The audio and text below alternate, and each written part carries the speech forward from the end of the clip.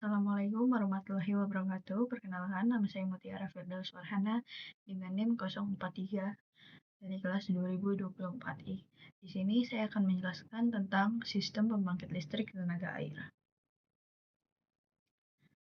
Jadi PLTA sendiri itu memanfaatkan potensi alami air dari catchment area yang mengalir membentuk sungai dan ditampung dalam reservoir. Air tersebut dialirkan melalui saluran waterways untuk menggerakkan turbin sehingga energi air dapat diubah menjadi listrik sebagai sumber energi terbarukan. Jadi tujuan utama atau prinsip utama PLTA itu merubah energi kinetik air menjadi energi listrik.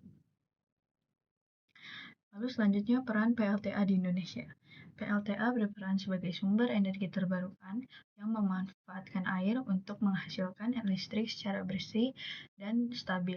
Pembangkit ini membantu mengurangi penggunaan bahan bakar fosil, menekan emisi karbon, dan juga menjaga keandalan pasokan listrik di berbagai wilayah Indonesia. Selain menghasilkan energi, PLTA juga mendukung pengendalian banjir, irigasi, penyediaan air baku, serta mendorong perkembangan wilayah sekitar sehingga berkontribusi penting bagi ketahanan energi nasional. Lalu selanjutnya ada komponen utama dari PLTA sendiri. Yang pertama itu ada bendungan atau waduk, itu untuk menampung dan mengatur debit air. Yang kedua itu ada penstock atau yang biasa kita sebut dengan pipa besar bertekanan tinggi yang membawa air dari pintu air menuju turbin. Nah, yang ketiga ada turbin mengubah energi kinetik air menjadi energi mekanik.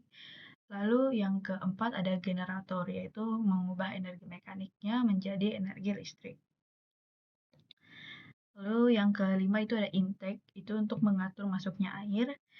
Yang keenam ada saluran pembuangan atau tail race, yaitu mengalir air kembali ke sungai. Lalu yang ketujuh ada powerhouse, di mana bangunannya itu untuk menyimpan atau tempat turbin dan generatornya itu beroperasi. Lalu yang terakhir ada transformator, yaitu menaikkan tegangan listrik sebelum didistribusikan. Lalu di sini saya akan menjelaskan tentang jenis-jenis turbin. Yang pertama itu ada turbin Pelton, yaitu turbin impuls yang digunakan pada head tinggi di atas 300 meter dengan debit kecil, bekerja dengan pancaran air bertekanan tinggi yang mengenai sudu berbentuk mangkuk. Dan di sini ada gambarnya. Lalu yang kedua ada turbin Prancis, turbin reaksi yang paling banyak dipakai, terus cocok juga untuk head menengah dari 30 sampai 300 meter. Dan dikenal memiliki efisiensi tinggi serta bekerja stabil pada berbagai kondisi aliran.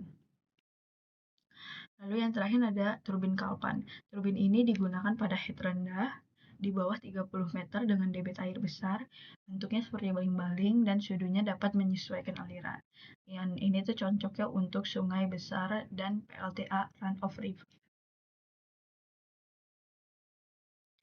Lalu selanjutnya itu ada proses operasionalnya. Ini secara sederhananya yang pertama, pengumpulan air, bendungan mengumpulkan air dari sumber alami.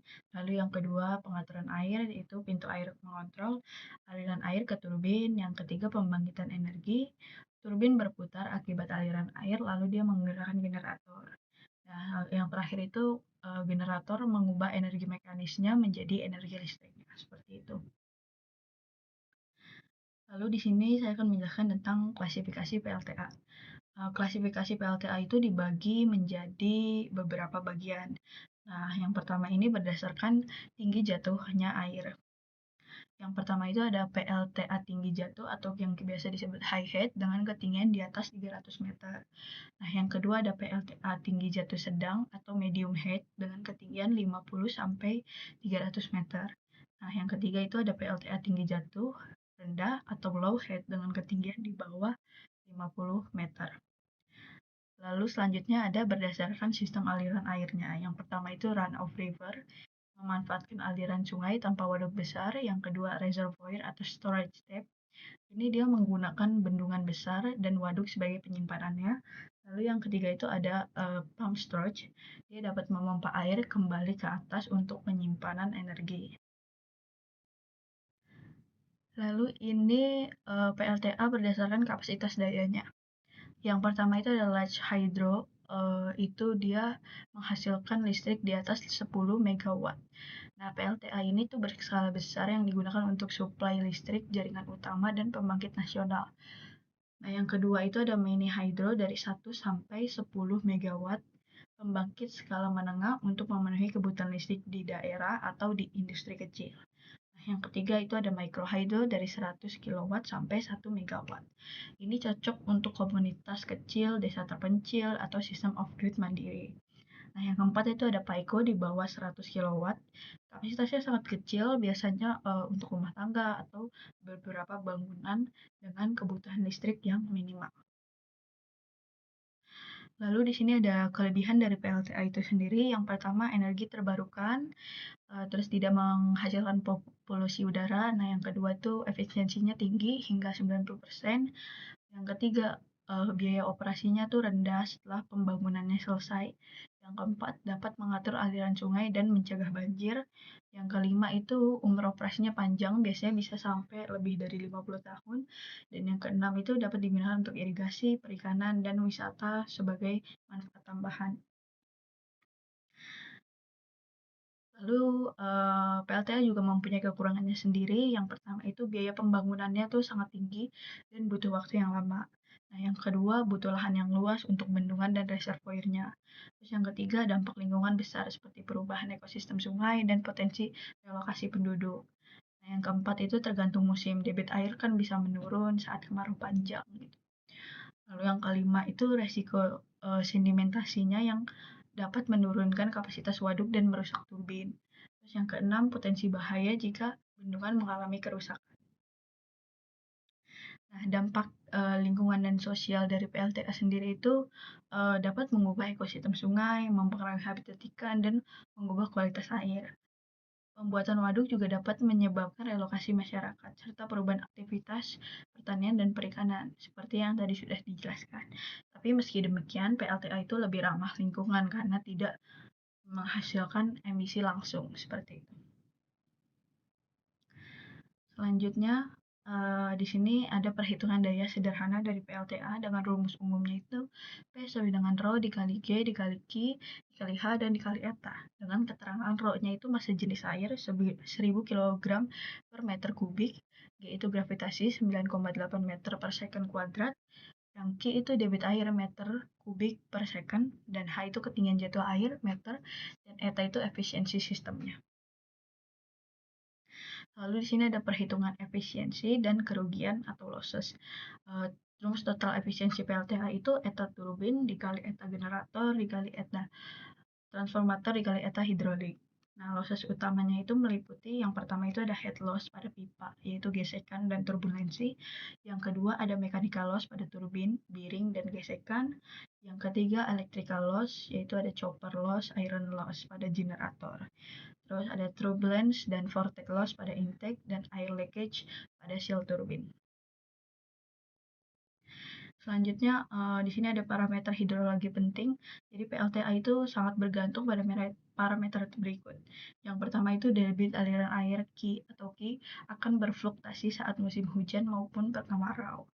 Yang kedua, ketinggian jatuh bersihnya itu Hn sama dengan Hg per Hf dan per Hv. Sorry, saya rawat Hn sama dengan Hg dikurang Hf dikurang Hv. Nah, yang ketiga itu ada sedimen load, menentukan tingkat erosi runner turbin. Yang keempat, variasi iklim akan mempengaruhi produksi tahunan. Dan yang kelima, faktor kesediaan air untuk keandalan operasi pembangkit. Lalu selanjutnya ada inovasi teknologi PLTA modern. PLTA modern menggunakan smart dam control untuk mengatur aliran air secara otomatis dan meningkatkan efisiensi. Terus turbin baru dirancang lebih ramah lingkungan, termasuk fish friendly. Turbin selain itu, teknologi pump storage memungkinkan penyimpanan energi untuk menjaga stabilitas jaringan listrik dan mendukung energi terbarukan lainnya. Lalu selanjutnya, ini merupakan contoh PLTA terkenal. Yang pertama itu ada PLTA Tigors dari China. Ini termasuk PLTA yang terbesar di dunia dengan kapasitas 22.500 MW. Lalu ada PLTA Hoover di Amerika. Ini merupakan PLTA yang pertama dibangun pada tahun 1936. Nah, selanjutnya kesimpulan, PLTA adalah sumber energi terbarukan yang penting dengan inovasi dan pengelolaan yang baik. PLTA dapat memainkan peran besar dalam mendukung kebutuhan energi dunia.